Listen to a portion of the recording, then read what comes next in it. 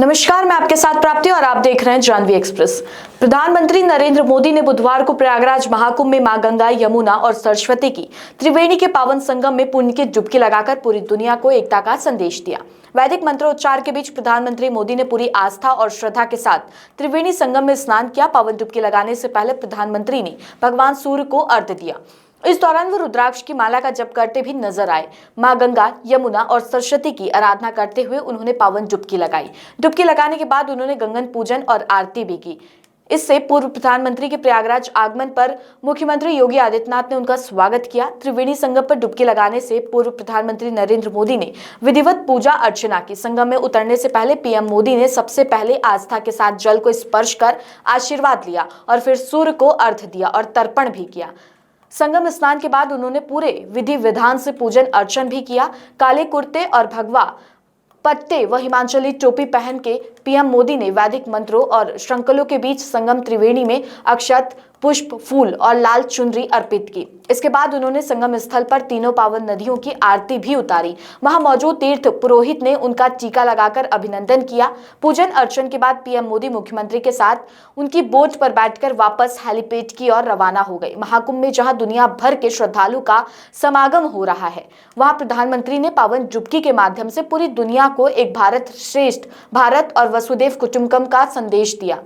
बुधवार को पीएम मोदी का संगम स्नान बहुत महत्वपूर्ण और ऐतिहासिक क्षण रहा। इस दौरान विशिष्ट योग का भी सहयोग रहा। दरअसल बुधवार का दिन विशेष था क्योंकि हिंदू पंचांग के अनुसार इस समय गुप्त नवरात्रि चल रही है और बुधवार को भीमाष्टमी भी थी। गुप्त नवरात्रि पर जहां देवी पूजन किया जाता है तो वहीं भीमाष्टमी पर श्रद्धालु अपने पुरखों का तर्पण और श्राद्ध भी करते हैं।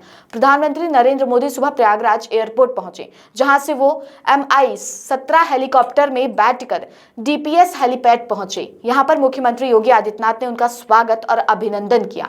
यहां से प्रधानमंत्री अरेल घाट पहुंचे, जहां से विशेष बोट पर सवार होकर उन्होंने त्रिवेणी संगम का रुख किया। बोट पर उनके साथ मुख्यमंत्री योगी आदित्यनाथ भी मौजूद रहे। इस दौरान प्रधानमंत्री महाकुंभ में की गई व्यवस्थाओं और श्रद्धालुओं को दी जा रही सुविधाओं के विषय में सीएम योगी से जानकारी लेते हुए भी दिखाई दिए। बोट से भ्रमण के दौरान पीएम ने त्रिवेणी संगम में मौजूद श्रद्धालुओं का भी अभिवादन स्वीकार किया। प्रधानमंत्री नरेंद्र मोदी जब त्रिवेणी संगम पहुंचे तब आम श्रद्धालु भी संगम स्नान कर रहे थे। पीएम मोदी के आगमन के बावजूद लोगों को स्नान करने से रोका नहीं गया था। वीवीआईपी मूवमेंट के बाद भी कहीं कोई गतिरोध उत्पन्न नहीं हुआ और एक तरह से पीएम मोदी और अन्य श्रद्धालुओं ने एक साथ ही त्रिवेणी संगम में पावन डुबकी लगाई।